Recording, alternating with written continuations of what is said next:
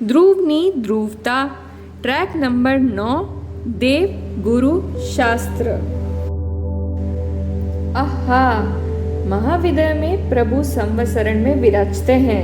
100 इंद्र चक्रवर्ती आदि तथा जंगल के सैकड़ों केसरी सिंह और बाघों के झुंड भगवान की वाणी सुनने आते हैं। परमात्मा की वह वाणी कैसी होगी? सर्वज्ञ परमात्मा कहते हैं कि इस जगत में जिसे परमात्मा कहते हैं वह कौन है? कि तू स्वयं ही परमात्मा है। पर्याय में जो प्रकट परमात्मा हुए वह पद आया कहाँ से? स्वयं शक्ति अपेक्षा से परमात्मा स्वरूप है, उसमें वह परमात्मा पर्याय प्रकट हुई है। आहा, जीव ने स्वयं को शक्तिहीन स्वीकार किया है कि दयादि का पालन करने वाला मैं हूँ, किंतु प्रभु तू राग की क्रिया करने वाला है। गायक को राग का कर्तृत्व सौंपना वह तो अज्ञान है और मिथ्या भ्रम है। सर्वोत्कृष्ट जो परमात्मा कहा जाता वह तू स्वयं है। ऐसे जिनेश्वर देव की पुकार दिव्य ध्वनि द्वारा गंधर्वों एवं इंद्रों के समक्ष आई है। बोल 4। प्रथम तो सच्चे गुरु किन्हें कहते हैं? जिनके उपदेश में ऐसा कथन हो कि हे जीव, तेरी परिणति में यह राग द्वेष भले हो, किंतु वे विकारी परिणाम तुम नहीं है। वे परिणाम तुम नहीं है और वे परिणाम तेरे स्वभाव में नहीं है। उनका कर्ता भोक्ता भी तू नहीं है।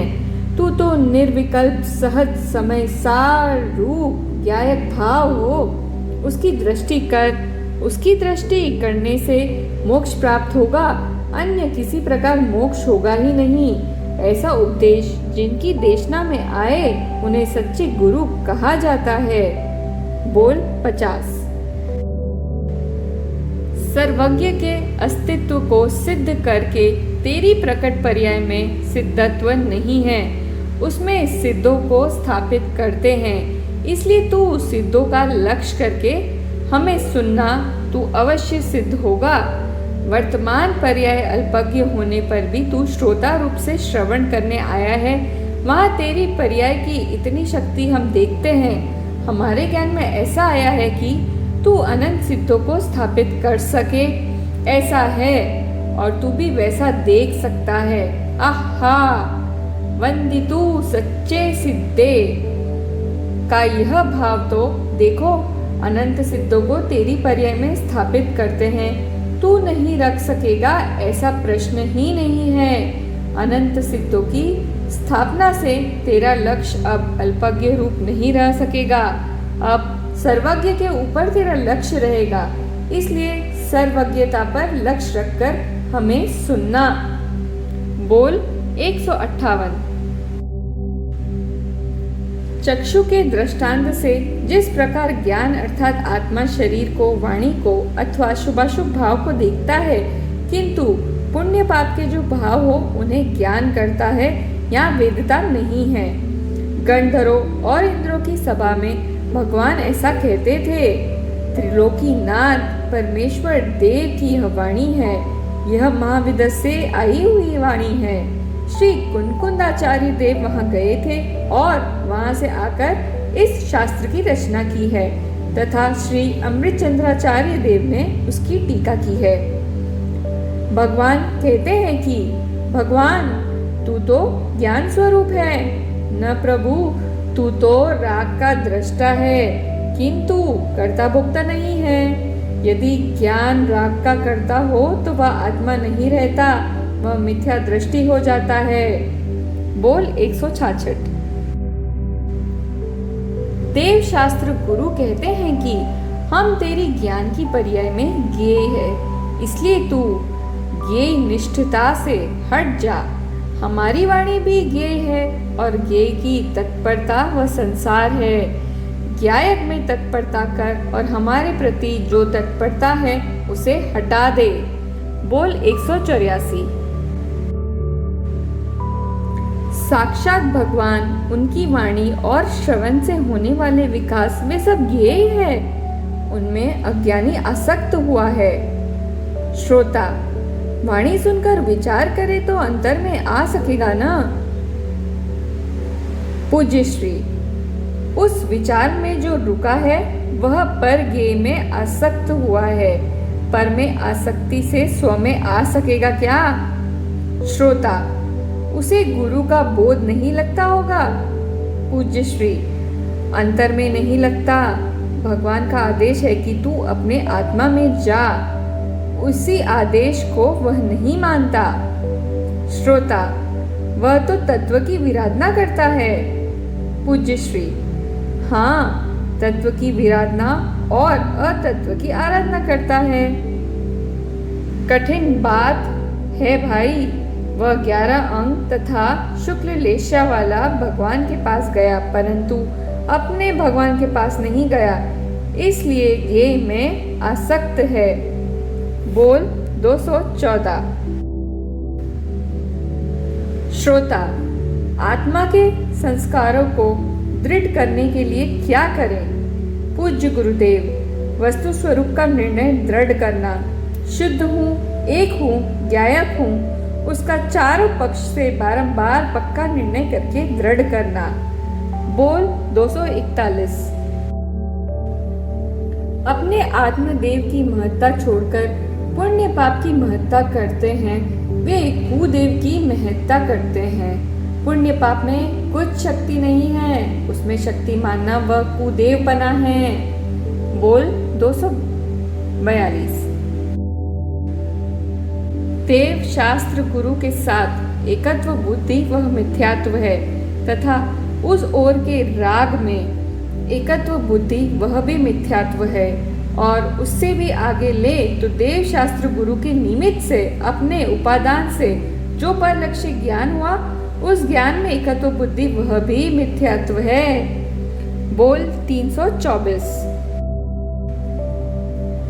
अपनी भूमिका के योग्य होने वाली विकारी भावों को जो छोड़ना चाहते हैं, वह अपनी वर्तमान भूमिका को नहीं समझ सका है, इसलिए उसका ज्ञान मिथ्या है। और जिसे वर्तते हुए विकारी भावों का निषेध नहीं आता, परंतु मिठास का वेदन होता है, तो वह भी वस्तु स्वरूप को नहीं समझा है, इसलिए उसका ज्ञान मिथ्यात्व है। ज्ञानी को राग रखने की भावना तथा राग को डालने की आकुलता भी नहीं होती। बोल 348। भगवान आत्मा शक्ति रूप से परमात्मा था। उसका ध्यान करके वर्तमान पर्याय में सिद्ध भगवान परमात्मा पद को प्राप्त हुए। वस्तु तो शुद्ध थी ही, परंतु उसका ध्यान करने से उसकी दशा में परमात्मा दशा उस आत्मा ने प्राप्त कर ली।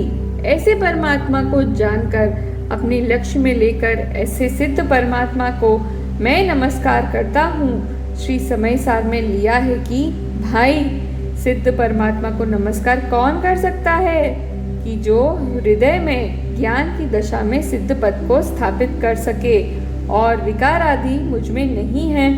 मैं शक्ति रूप से पूर्णानंद सिद्ध समान हूँ। इस प्रकार जो श्रद्धा ज्ञान में सिद्ध की स्थापना करे, वह सिद्ध को सच्चा नमस्कार कर सकता है।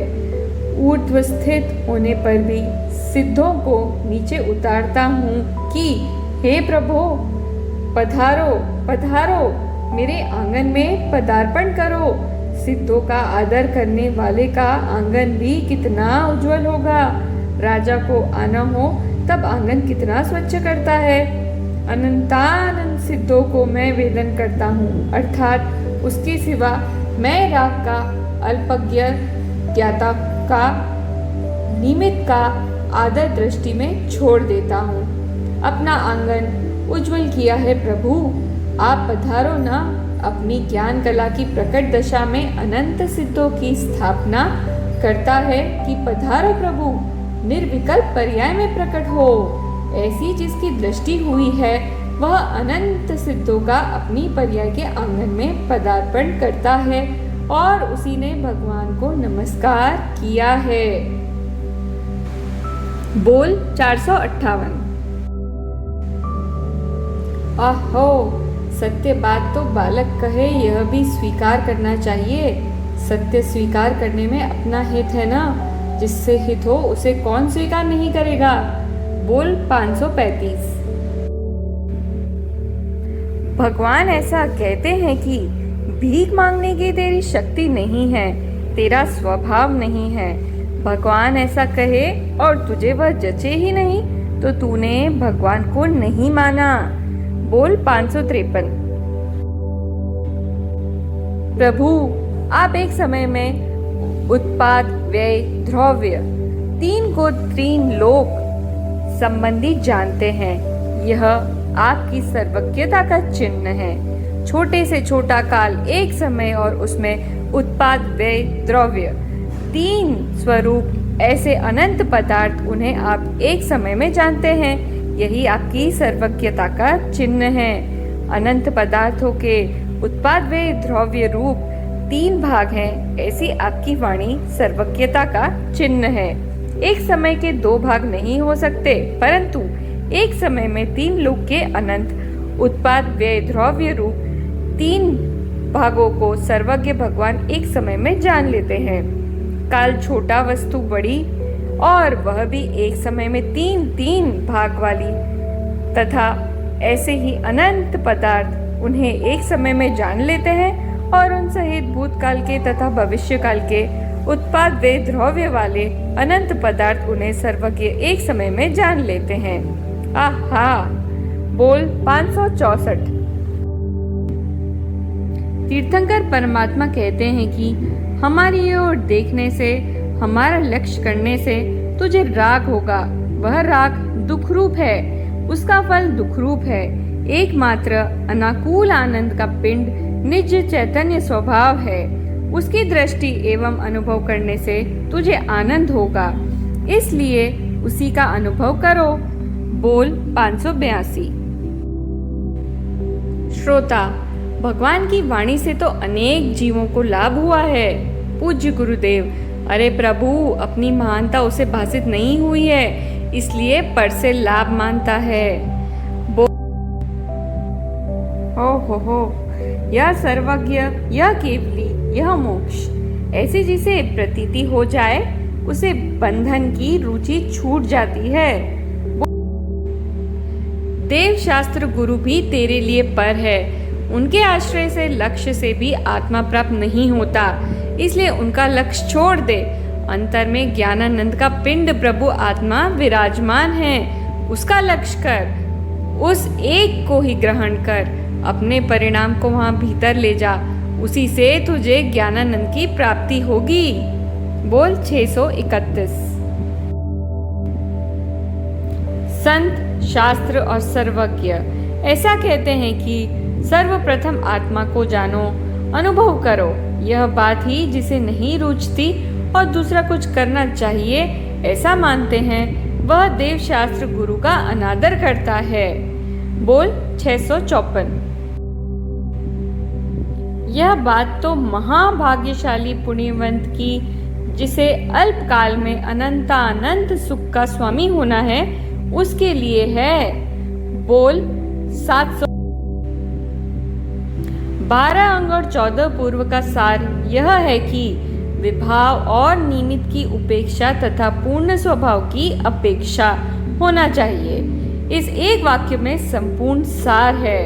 बोल 721।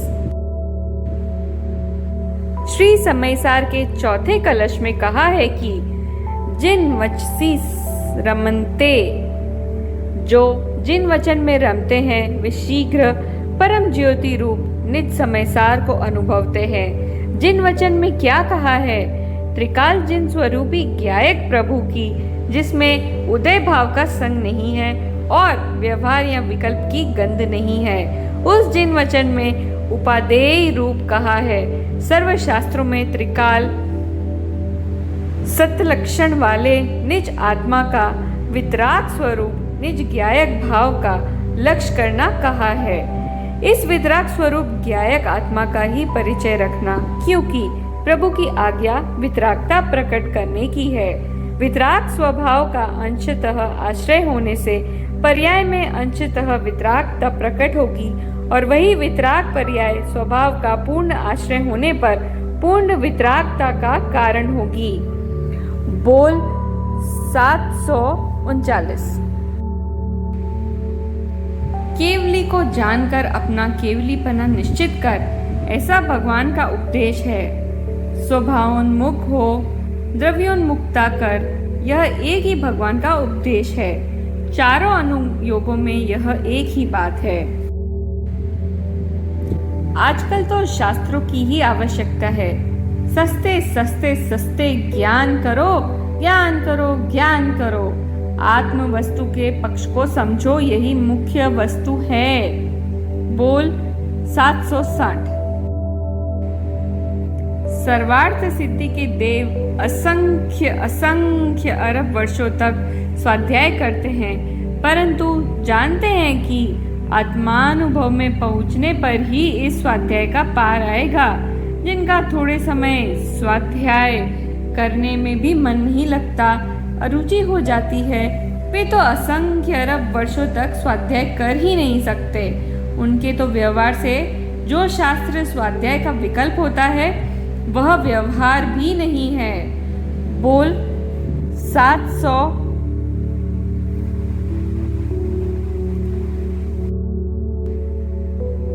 शिष्य बारंबार गुरु से श्रवण करता रहता है, तब खड़ा होता है।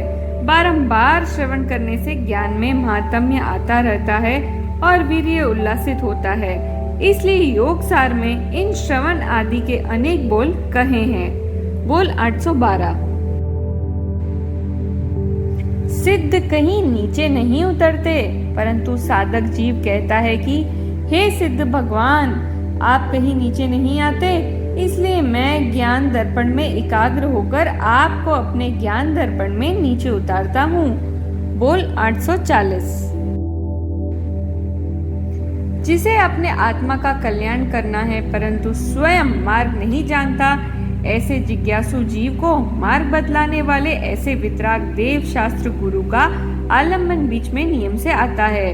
अपने भीतर आत्मा क्या वस्तु है, उसका यथार्थ स्वरूप क्या है, उसकी प्राप्ति किस प्रकार हो आदि कोई खबर नहीं है। और जिन्हें खबर है, अनुभव है, ऐसे देव गुरु को तथा जिनमें पूर्वापर अविरुद्ध रूप से न्याय एवं युक्ति से मार्ग बतलाया गया है, ऐसे सत्शास्त्रों को साथ नहीं रखेगा तो तू भीतर आत्मा में एक डग भी कैसे चल सकेगा। स्वयं जानता नहीं है और जानने वाले अनुभवी पुरुषों का आगम समागम नहीं करता, तो अंतर का मार्ग सुने समझे बिना तू अंतर प्रयत्न कैसे करेगा। भले ही देव शास्त्र गुरु दे नहीं देते, परंतु जिज्ञासु को मार्ग समझने में वे निमित्त है या नहीं। आत्मा शरीर संपत्ति आदि पर से बिल्कुल भिन्न, शुभाशुभ विभावों से कथनचित रहित है। वह एक समय की पर्याय जितना भी नहीं है, परंतु परिपूर्ण अखंड ज्ञायक तत्व है। ऐसा देव शास्त्र गुरु बतलाते हैं या नहीं। निज ज्ञायक आत्मा को तू स्वयं नहीं जानता, और जो जानते हैं उनकी संगति नहीं करता, तो तू आत्मा में एक डग भी नहीं पढ़ सकेगा। बोल 841। हे भगवान, आपने तो चैतन्य का भंडार खोल दिया है।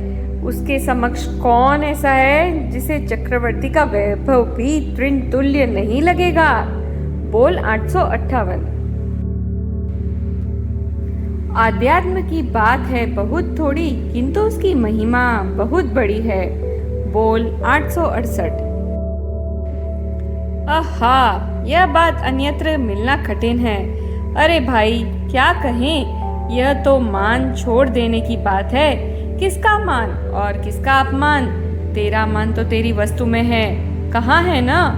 होय भव्यता तो बहुमान, हो अभव्य त्रिभुवन अपमान।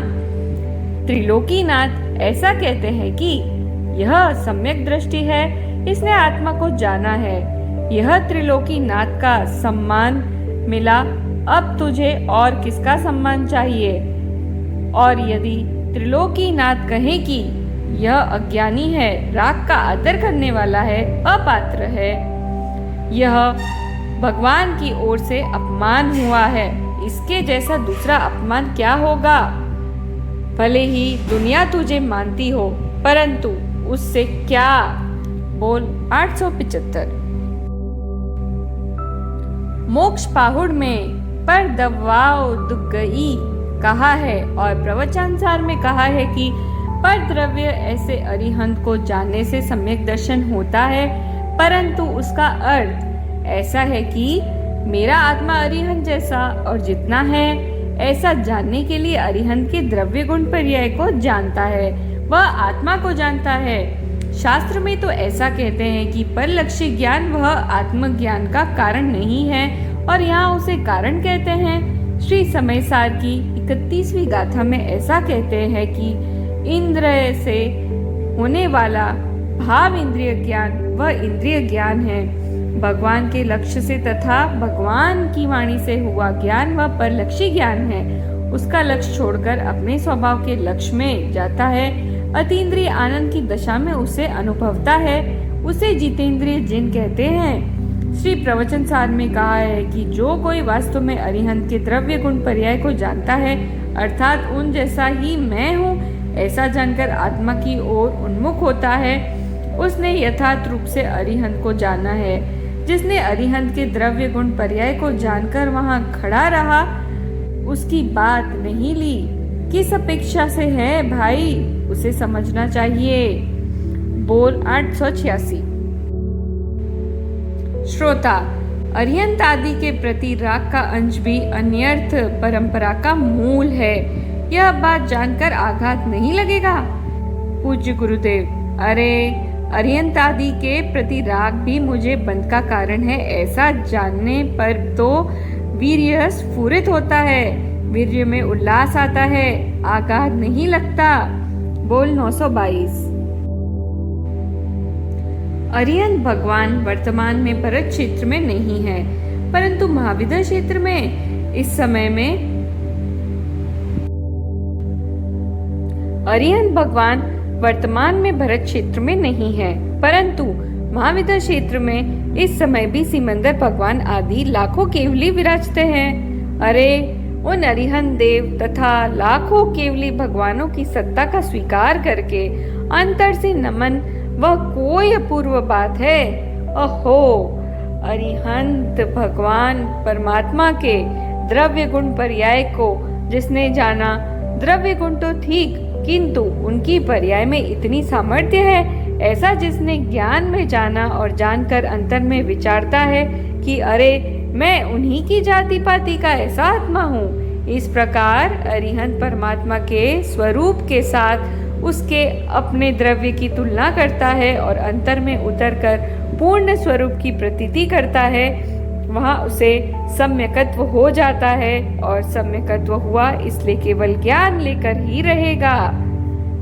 बोल 946।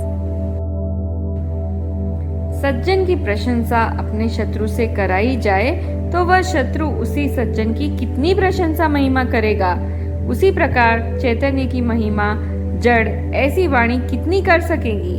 वृक्ष पर या उसकी डाल पर चंद्रमा बतलाने से यदि दृष्टि दूर दूर आकाश में चली जाए तो चंद्रमा को देख सकता है। उसी प्रकार न्याय युक्ति आदि से वस्तु को बतलाने पर यदि दृष्टि अंदर में अभेद में चली जाए तो वस्तु की अपार महिमा अनुभव में आए। बोल 987। कुंद आचार्य कहते हैं कि हमारे माल के ग्राहक कौन होंगे, जिन्होंने हृदय में सिद्ध भगवान को विराजमान किया है, वे हमारे ग्राहक होंगे। सारी सभा में करतल ध्वनि, अभी सम्यक दर्शन नहीं हुआ है, उन्हें सम्यक दर्शन के लिए समझाते हैं। बोल 1007। सदगुरु ने मारे शब्दों के बाण और अंतर में खिल उठा भगवान। बोल 1094। जैसे शक्करकंद आग में भुनता है, वैसे ही आत्मा विषय वासना की आग में भुन जाता है, परंतु उसकी उसे खबर नहीं है, इसलिए सुख मानता है। बोल 1115। जगत की धन संपत्ति मिलना सरल है, परंतु इस तत्व का मिलना दुर्लभ है। इसके श्रवण आदि के साधन मिलना भी दुर्लभ है। इस काल में यह शास्त्र प्रकट हुए, वह लोगों का सौभाग्य है। ऐसे शास्त्र घरेलू सरल भाषा में प्रकाशित हुए हैं। बोल 1147। यह आत्मा को परमात्मा होने की बात अरबों रुपए दे तब भी सुनने को मिले ऐसी नहीं है। यह परमात्म तत्व की बात पैसे की वस्तु ही नहीं है। इसका मूल्यांकन पैसे से नहीं हो सकता। बाह्य वस्तु से मूल्यांकन हो सके ऐसी यह वस्तु है ही नहीं। बोल 1152।